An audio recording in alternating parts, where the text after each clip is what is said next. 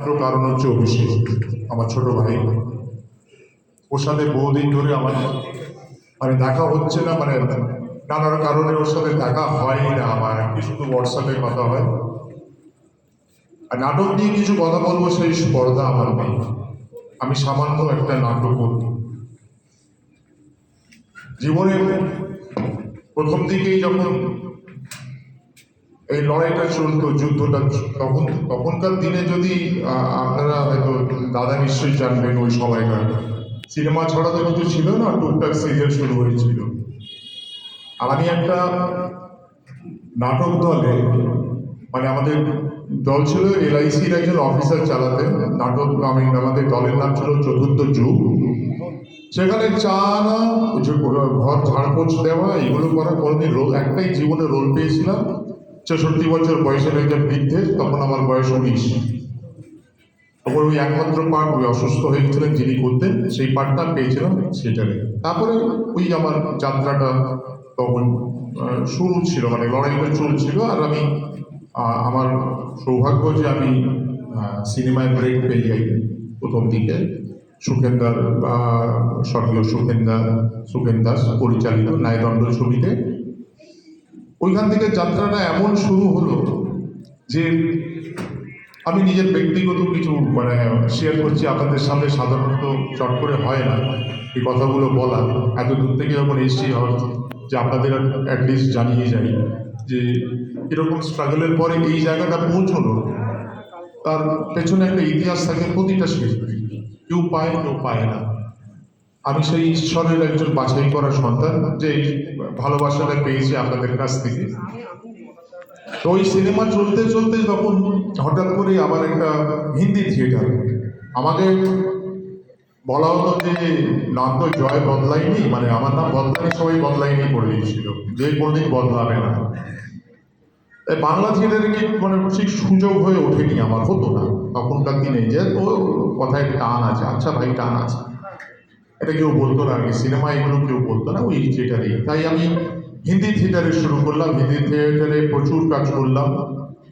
আর তারপরে ইদানিংকালে আবার সুদীপা বসুর পরিচালনায় আবার বাংলা থিয়েটারে যোগ দিলাম। আমাদের 2013 সালে হলো দৃষ্টিকন্যা, এটা আমাদের প্রয়াত ইন্দ্রাশিস লাহিড়ী মহাশয়ের লেখা। আর তারপরে এখন চলছে আমার গোলাপী মুক্তা রহস্য। আর মাগানলাল মেঘরাজটা আমি করি, যদি আপনারা গোলাপী মুক্ত রহস্য ছবিটা দেখে দেন, এটা উৎপল দত্ত সাহেব করতেন এই চরিত্রটা।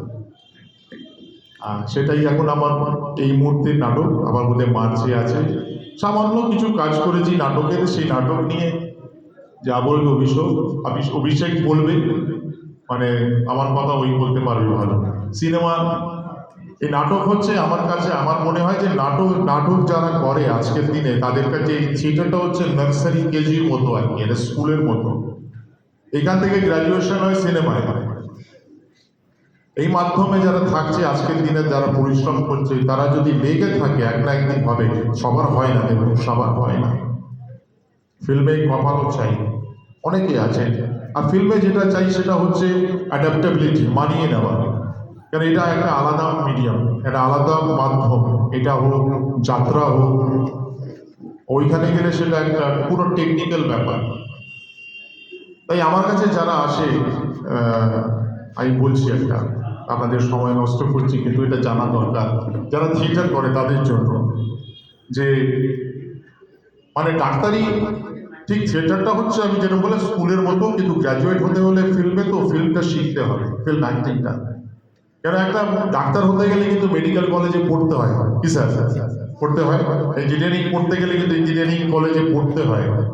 কারণ যখন আপনি কোনো ডাক্তারের কাছে যান, যখন MBBS লেখা থাকে, আপনি কিন্তু বুকের সাহসটা পান, আপনি ডাক্তার কিছু নিশ্চয়ই MBBS পাস করা ডাক্তার ভালোই হবে।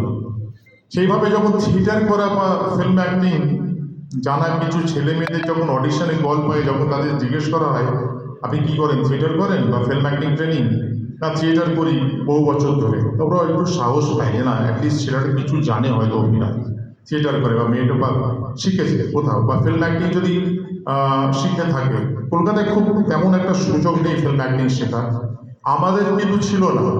আমি গেছিলাম প্রচুর, প্রকৃত গুরু যদি আমি মনে করি, আজকে তিনি নেই এই পৃথিবীতে, আপনারা নিশ্চয়ই শুনে থাকবেন দীনেন গুপ্তর নাম। ওনার ছবি বসন্ত বিলাপ, রাগ অনুরাগ,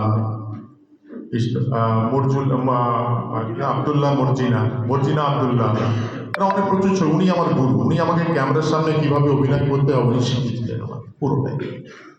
আরও যাদের সাথে কাজ করতে করতে করতে করতে এটা একটা আমাদের প্র্যাকটিক্যাল ট্রেনিং হয়। তারপর আমি ফিল্ম অ্যাক্টিং নিয়ে পড়াশোনাটা করেছি, মানে বম্বেতে ছিলাম 2 বছর, পড়াশোনা করেছি। সেই জন্য এটা যারা করছে আজকে এরকম একটা এই জায়গায় এসে আমি কল্পনা করতে পারছি না যে এরকম এখানে এসে একটা মানে নাটক ফেস্টিভ্যাল হচ্ছে, নাট্য ফেস্টিভ্যাল হচ্ছে। খুব ভালো লাগছে এখানে এসে। আর সবাইকে আমার শুভকামনা রইল। আপনারা যারা পার্টিসিপেট করছেন প্রত্যেককে জানাই আমি অল দ্য বেস্ট। খুব ভালো হোক শোটা, আর গ্র্যাজুয়ালি বছরের পর বছরে এটা হতে থাক আর গ্রো হতে থাক। আর আজকে আমি কয়েকজনকে দেখছি একদিন এমন আসুক যে পুরো হলটা ভরে যায়, পুরো মাঠ ফাট নিয়ে যদি পুরো দর্শক ভর্তি, তখন আর আলাদা মজা হবে। নাটকের যে লাইভ পারফরমেন্সের যে থ্রিলটা, সেটা কিন্তু সিনেমা অ্যাক্টিং করে আমরা পাই না।